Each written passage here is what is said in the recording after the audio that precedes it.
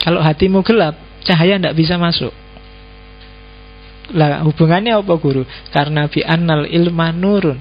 Karena ilmu itu cahaya. Dan cahaya nggak akan masuk pada orang yang kakean dosa. Hatinya gelap. Wah, itu kan. Itu Syafi'i. Katanya Surawarsi juga begitu. Pengetahuan itu cahaya. Syaratnya cahaya ada 3. Selain cahayanya harus ada, tidak ada yang menghalangi, tidak ada hijabnya. Dan yang ketiga, ada aktivitas, ada isyrok. Jadi kalau ada cahaya pasti Allah itu Nurul Anwar. Dia selalu bercahaya. Dia selalu mencahayaimu. Cuma yang kedua ini yang agak berat. Harus tidak ada penghalangnya. Yang menghalangi cahaya apa? Kegelapan. Kegelapan itu kebinatangan, nafsu syahwat, ego, keakuan. Oh, ini yang berat itu kan. Kalau nafsu binatang yang jahat, yang sadis mungkin kamu enggak lah.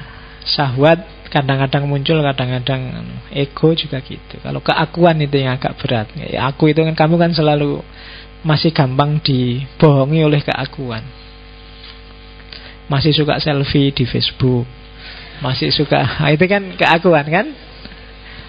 Itu keakuan. Tiba-tiba pamer nasihat di Facebook, wah, semuanya, oh itu yang like itu ada 40 lebih loh Pak. Wah itu aku kan, lagi-lagi aku. Susah. Godaan mungkin yang muda-muda adalah godaan syuhroh, pingin populer, pingin terkenal, pingin dianggap besar, pingin jadi orang penting. Itu masih keakuan. Itu sering jadi hijab bagi cahaya. Kamu harus pinter, kamu harus canggih, kamu harus jos, tapi jangan aku. Selalu posisikan diri bahwa aku belum bisa, aku belum ngerti, aku belum tinggi, aku belum penting. Selain dalam kerangka pembersihan diri, juga dalam kerangka bahwa kita masih harus banyak berkembang.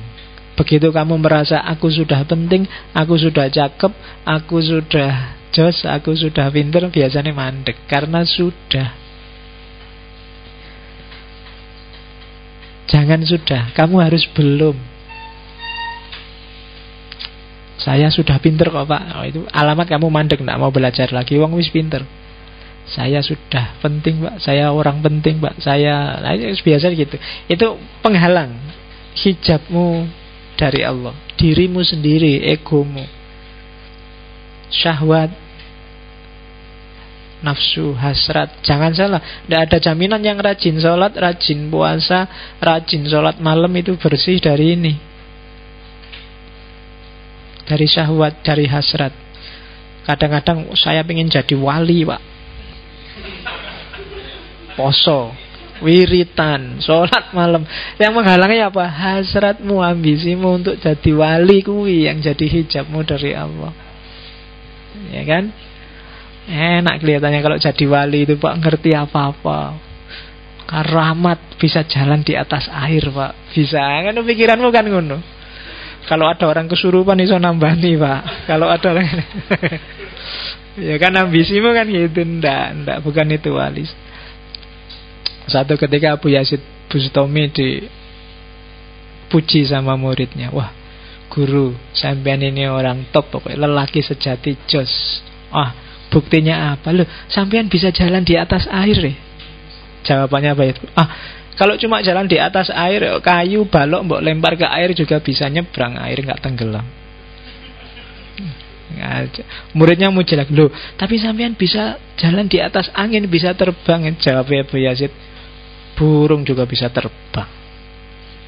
Mbok padak ki aku roh burung kok. Kalau cuma dari itunya loh ya. Kalau kamu sebut keramat hanya dari bisa terbang, burung juga bisa terbang. Ya kan? Tapi sampean bisa meramal masa depan. Ah, dukun juga bisa, setan juga bisa, jin juga bisa. Apa istimewanya bisa meramal masa depan? Nyerah wis murid. Lah terus apa tuh guru yang jadi orang besar, jadi wali, jadi lelaki sejati? Lelaki sejati adalah orang bisa menaklukkan hawa nafsunya karena Allah dan demi Allah dan untuk Allah. Itu Bayazid Bustami. Ya kan? Yo, kalau kita sedang berusaha ke sana, insya Allah, yo latihan lah. Ditaklukkan sebentar-sebentar dirimu. Saya dulu pernah dikasih amalan ritual yang apa tuh maksudnya tidak jelas, tapi yo dijalanin aja dan mungkin ketemu. Tiba-tiba ya salah seorang guru-guru biasanya, Faiz, sekarang tak perintahkan 40 hari ke depan, sholatlah maghrib di masjid dan jangan turun dari masjid sebelum selesai sholat isya. Itu tidak nyambung pikiran, hubungannya apa, tapi dijalanin aja. Mereka lebih tahu kondisi spiritualitas kita. Tapi kan akhirnya kan nunggu isya itu kan nggak mungkin kan nunggu isya sambil ngerokok remi apa-apa wong ning masjid. Lah ya kan? Akhirnya paling ndak ya ngaji, baca-baca apa, wiritan apa, bawa-bawa buku untuk baca. Dan setelah 40 hari terasa akibatnya. Paling ndak menaklukkan hasratku, karena biasanya kan antara maghrib dan isya itu kan kalau ndak waktunya makan, waktunya nonton TV, enak-enak nongkrong, enak-enak kan gitu. Oh, itu riyadhah. Para sufis sering ngasih advice muridnya seperti itu. Nggak paham kita, tapi jalanin aja. Manfaatnya ketemu belakangan. Oke, nggak usah tak lanjutkan cerita tentang aku, nggak penting. Oke, yang ketiga, harus isyraq. Kamu harus jernih, tapi kamu harus bisa merayu yang punya cahaya untuk memancarkan cahayanya padamu. Itu yang disebut riyadhah. Itu yang disebut mujahadah. Rayu Allah. Rajin ya kamu, istiqomah ya kamu, tekun ya kamu. Kalau kamu mendekat selangkah, kan ada itu hadis qudsi, Allah akan mendekat 10 langkah. Riyadhahmu cuma 10%, Allah akan mendekat padamu 100%. Itu dalam rangka apa? Isyraq. Biar Allah melimpahkan cahayanya. Kan kita yakin kalau Allah itu alim, tahu segalanya. Allah itu qadir, mampu segalanya. Nah, zat yang tahu segalanya dan mampu segalanya ini harus ridho pada kita dan kita mendapatkan cahayanya. Itu yang dilakukan oleh para sufi. Jadi ini jalur yang sama sekali berbeda dengan jalurnya para filosof, khususnya filosof barat yang tak jelasin kemarin. Karena itu filsafat ini selain disebut isyraqiyah kan sering disebut masyrikiyah, filsafat timur. Kenapa? Karena cahaya munculnya selalu dari timur. Tidak ada urusan arah. Filsafat timur itu bukan filsafat dunia timur, apa filsafat Jawa timur, apa Indonesia timur. Filsafat ketimuran. Ketimuran itu maksudnya filsafat cahaya. Kenapa? Cahaya munculnya dari timur. Apa sih filsafat cahaya itu? Filsafat pembersihan diri untuk menjangkau pengetahuan di balik yang sekedar fisik. Itu yang dimaksud filsafat timur. Nanti kamu ketemu jago-jago filsafat timur, nggak cuma di Islam. Ketemu Tao, ketemu Konghucu, ketemu Buddha, ketemu selalu nadanya nggak akan jauh dari ini. Itu cirinya di timur. Jadi dari timur kamu ketemu cahaya, dari barat kamu ketemu materi. Biasanya gayanya seperti itu. Sama-sama penting, saling mendukung. Tapi hari ini kita banyak kehilangan timur, terlalu banyak baratnya. Jadi ada cahaya. Kalau ini nggak perlu kamu tanyakan, pasti ada cahaya. Sudah ada karena memang sejak azali. Yang kedua, tidak ada penghalang, tidak ada hijab. Dan yang ketiga, ada isyraq. Oh, ini yang Allah ridho untuk mencahayai kita. Sebenarnya rumusnya sederhana. Gimana caranya Allah ridho pada kita? Selain riyadhah, kita juga harus ridho pada Allah. Dalam hidup ini yang paling susah itu kita meridhoi Allah. Radhiyallahu anhum wa radu anhu. Radhiyallahu anhum itu ya, kita juga harus ridho pada Allah. Kita kan sering komplain pada Allah. Indonesia ini kok rusuh terus ya, padahal tiap hari berdoa. Gusti Allah itu tidak suka ya sama orang Indonesia. Nah ini komplain kan, orang-orang kok podo enak-enak, aku kok sumpek dewe ini gimana ya. Ini rindu. Teman-temanku kok cepet lulus, aku skripsi nggak selesai-selesai. Tiap hari sudah berdoa, jangan-jangan Allah sentimen sama aku. Ya kan, kita sering komplain gitu kan, kita sering nggak ridho pada Allah. Jalan paling gampang untuk dapat ridhonya Allah, kita ridho dulu pada Allah. Kita protes terus sih, kita bikin rancangan sendiri, nggak terima sama rancangannya Allah. Kita punya harapan macam-macam, nggak terima sama skenarionya Allah. Dikasih kulit bagus-bagus, diputihkan. Dikasih rambut bagus-bagus, dikeriting, dilurus, ngentek-ngentek energi. Kita sering kayak gitu kan. Jadi ridho dulu pada Allah, Allah akan mencahayai kita, Allah akan ridho pada kita. Terus kenapa kalau sudah dapat cahayanya Allah, dapat anugerah cahaya dari Allah, dapat pengetahuan? Itu kalau di Suhrawardi, yang pertama kalau kita dapat pengetahuan, sakinah. Pikiran kita akan jadi tenang. Kalau kamu masih suka keburu-buru, suka galau, suka bete, sakitnya ada di sini dan di mana-mana, nggak tenang kan, itu berarti kita sedang kekurangan cahaya. Kalau HP itu perlu dicas. Casnya apa? Cahayanya Allah. Biar nggak kehabisan energi. Pikiran jadi tenang. Kalau sudah pikiran tenang apa? Pikiran tenang, terbuka segala pengetahuan, maka spiritualitas meningkat. Daya-daya rohaniah terbuka. Kita bisa melihat, mendengar, merasakan, mencium.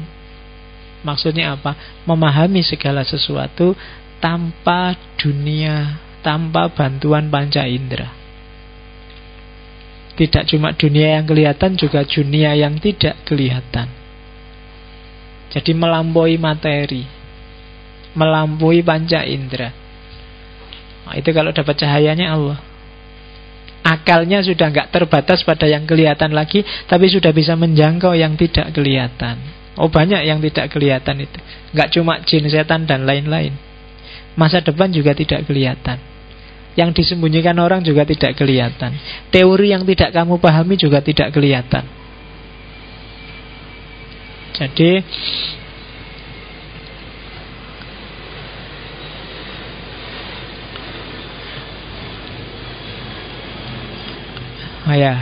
sambil nunggu pesawat, tidak apa-apa. Oke. Kalau sudah bisa menjangkau, melampaui dunia materi, keuntungannya apa? Kita lebih mudah melepaskan diri dari materi. Apa sih sumber kegalauan, sumber kesumpekan kita selama ini sehingga kita tidak tenang? Kalau tidak tenang, pengetahuan pasti tidak bisa masuk, karena kita banyak terikat oleh yang materi dan indrawi. Coba kamu cek isi pikiranmu, isi batinmu yang bikin kamu galau apa? Pasti urusan materi dan indrawi. Duit habis, tugas belum selesai, dikejar-kejar harus cepat lulus, pacar urung duwe padahal S2 mau lulus. Terus lelai ya kan, itu kan urusan indrawi, urusan materi semua, bikin kamu galau. Dan kamu nggak bisa keluar dari sana apa? Karena pikiranmu, batinmu nggak bisa melampaui itu. Mentoknya cuma di situ. Kalau kamu sudah bisa melampaui itu, membersihkan batinmu lebih mudah, karena kamu nggak terikat lagi. Membuang yang tidak terikat kan lebih gampang dibandingkan yang kamu melekat di sana. Jadi mudah membersihkan diri. Kalau sudah bersih, kamu bisa nyambung sama Maha Cahaya. Jadi kalau timur untuk dapat pengetahuan tidak agresif, tapi reseptif. Kalau barat harus keluar dari dirinya. Kalau orang timur masuk ke dalam dirinya, bersih-bersih, terus dia akan dapat limpahan. Kalau orang barat lebih capek karena dia harus keluar, sibuk mengejar. Itu pun tidak pasti kebenaran hasilnya. Biasanya spekulasi, terminal-terminal sementara. Sehingga ketika sudah capek baru mikir, kok aku capek-capek gini, keliru mungkin jalannya, baru balik. Itu yang terjadi hari ini kan, sehingga barat merasa haus spiritualitas, merasa teralienasi. Alienasi itu kan keyword nomor 1 untuk memahami peradaban yang disebut modern, yang rasional. Alienasi itu berarti manusia yang terasing dari dirinya, nggak kenal lagi aku sebagai manusia, dia nggak paham. Kenapa? Karena selama ini terlalu sibuk keluar, sehingga lepas, tidak bisa ngopeni memahami dirinya sendiri. Kebalikannya sama timur. Ya ada plus minusnya, tapi itu tipenya. Kalau kita orang timur biasanya harusnya lebih mudah menangkap hikmah Masyriqiyah dibandingkan hikmah barat untuk dipraktekkan loh ya. Kenapa di Jawa itu lebih gampang kebatinan untuk tumbuh? Karena memang kebatinan mentalnya mental timur, dunia batin. Kalau materialisme agak berat. Oke, kalau kamu jadi orang Jawa, jadi orang Indonesia kok materialistik, itu biasanya agak berat. Makanya yang lebih sukses jadi materialis itu kan orang-orang barat, orang Amerika, orang Eropa. Karena memang tipikalnya mereka di sana. Cuma gaya kita bukan gaya itu. Kita bisa jaya, dulu itu timur itu kan jaya, peradaban Mesir, peradaban India, peradaban Cina kuno. Tapi dahsyatnya di dunia kebatinan ketimuran. Silahkan kamu baca seperti apa memanfaatkan dunia batin untuk memajukan peradaban. Khas Cina, khas Mesir, khas Persia. Oke, jadi kalau sudah dapat pengetahuan pikiran tenang, kalau pikiran tenang bisa mencapai spiritualitas, melampaui dunia materi. Kalau sudah bisa melampaui dunia materi, bisa lebih cepat membersihkan diri. Kalau bisa cepat membersihkan diri, kita bisa wusul, kita bisa ittisol, bisa lebih nyambung lagi sama Allah, bisa lebih mesra lagi sama Allah. Selama ini kita masih formalitas ketemu Allah, masih kayak mahasiswa masuk kelas hanya karena absen. Ya kan, yang penting absen wis beres, yang penting tanda tangan. Jadi sembahyang itu kan kayak kamu absen gitu aja kan. Pokoknya isya, subuh, zuhur, asar, maghrib selesai. Tugasnya kan itu. Jadi standar. Mungkin kalau aku yang jadi Allah wis bosen nonton awakmu wis ngono terus. Ndak berkembang. Oke. Indikatornya apa sih sudah mencapai pengetahuan itu? Kalau di Suhrawardi, yang pertama sakinah tadi, ketenangan, kan? Kemudian yang kedua, ya kalau di Allah itu kan yang punya ketenangan itu orang-orang mukmin. Ala bi dzikrillahi tatmainnul qulub, alladzina amanu wa tatma'innu qulubuhum bi dzikrillah, ala bi dzikrillahi tatma'innul qulub. Jadi pemilik sakinah, orang yang dibukakan cahaya ketenangan, itu adalah orang-orang yang beriman. Orang yang beriman itu apa sih? Orang yang selalu zikir. Zikir itu bukan yang kemana-mana bawa tasbih loh ya. Orang yang kemana-mana membawa Allah dalam hatinya dan pikirannya, itu zikir.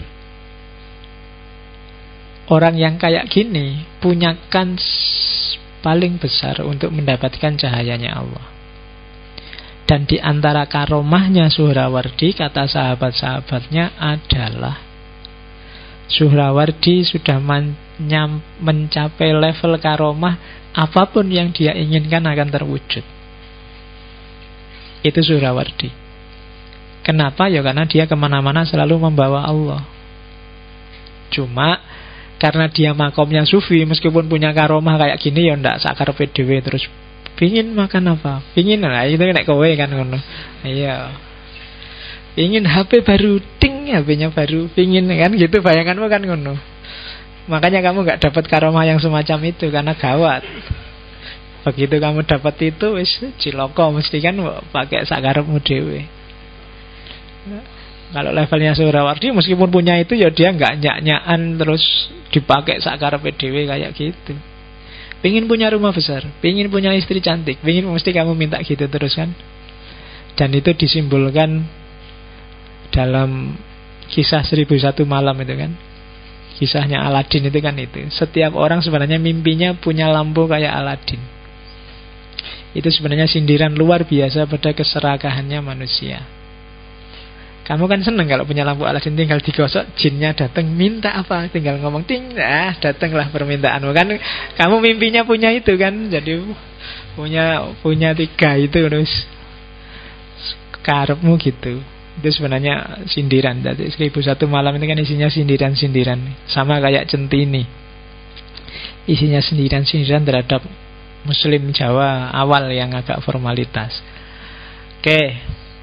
Ya mukminnya bukan sembarang mukmin yang selalu zikir pada Allah. Orang yang mukmin sejati kalau di hadis itu kan orang yang hati-hati, pikirannya tajam, dan firasatnya nyambung. Makanya ada hadis yang bilang hati-hatilah terhadap firasatnya orang mukmin, sebab dia melihat dengan cahaya Tuhannya. Jadi orang mukmin yang sejati itu kalau ngomong ya Allah jadi mulutnya, kalau jalan Allah jadi kakinya, kalau bertindak Allah jadi tangannya. Kalau berfirasat, merasakan sesuatu, itu sebenarnya limpahan langsung dari Allah, informasi langsung. Nah, itu para wali Allah, para mukmin yang sejati, katanya Suhrawardi. Jadi kalau ada orang-orang besar, hati-hati firasatnya mereka itu tembus. Jangan sembarangan dengan orang-orang semacam ini. Mintalah doanya. Oke, itu indikator pengetahuan. Nah, ini Suhrawardi punya analogi yang sangat terkenal, yaitu analogi cermin.